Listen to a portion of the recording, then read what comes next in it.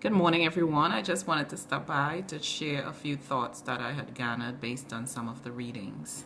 According to Rosso in the Oxford Handbook of Evidence-Based Management, um, she stated that some executives value their experience over data and pointed out that presumed learning from experience is wrong.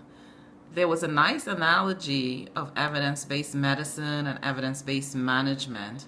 I did not realize that it has been as recent as the 1990s that evidence-based medicine was adopted. It was only in 1992 that evidence-based medicine was inaugurated by Gordon Goyal. It seems to me to be logical. It seems to be logical to me that if a particular treatment works, then it should be used to provide care and healing to patients. However, the author brought out that practitioners wanted to do their own thing, even though at times the end result cost lives. For me, it is alarming that it took over 200 years, according to Rosso, for evidence-based medicine to take effect. When I read this, I wondered if it should have read that it took over 200 years for evidence-based medicine to be recognized.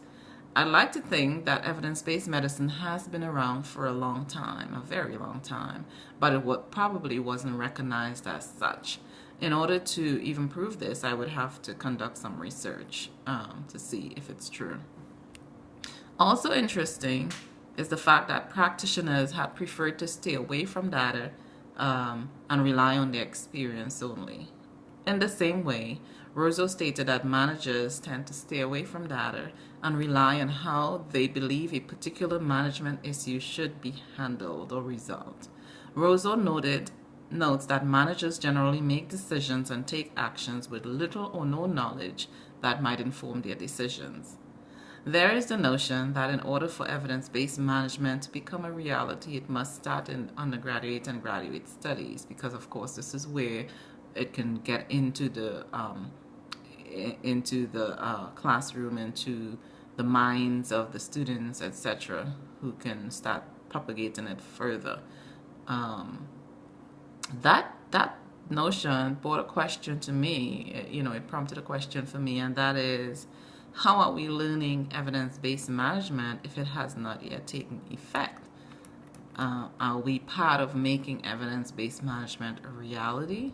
That's a sidebar, although it's related, and I would like to explore what the answer might be.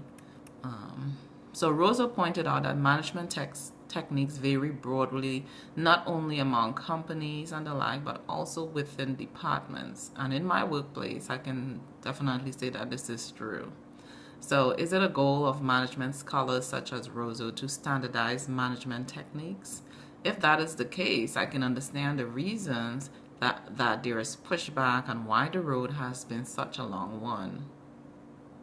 Perhaps there are certain techniques that can be standardized, but there are others that may be kind of challenging to standardize. In chapter 10 of the Oxford Handbook, Kovner noted that barriers to improving quality management decisions includes evidence on best practices. Little evidence. There's little evidence on management practices, so that presents a barrier. Then the available evidence that there is, are not widely shared. And then healthcare organizations, or HCOs as they call it brief, lack sufficient size and critical mass to conduct and assess applied research. Then HCO managers focus on operating margins and past budgets rather than on practical managerial questions that research could answer. And there are other barriers that Kovner noted. Kovner has been seeking to make evidence-based management cooperatives a reality, as he believes this would have a huge impact on improving evidence-based management. Some are asking, well, he has not been successful to date, and some are asking, what is the return on investment for evidence-based management? However, it has been pointed out that no one is asking what is the research on investment for decisions that are made based on a gut feeling or on the fly or something like that. And so as we perform our systematic reviews, it may be a good idea to ensure that we are zeroing in on the benefits of evidence-based management and the apparent thought that we'd be helping to grow this profession of evidence-based management out of its infancy. As Rosa noted, it is still in the infancy stage.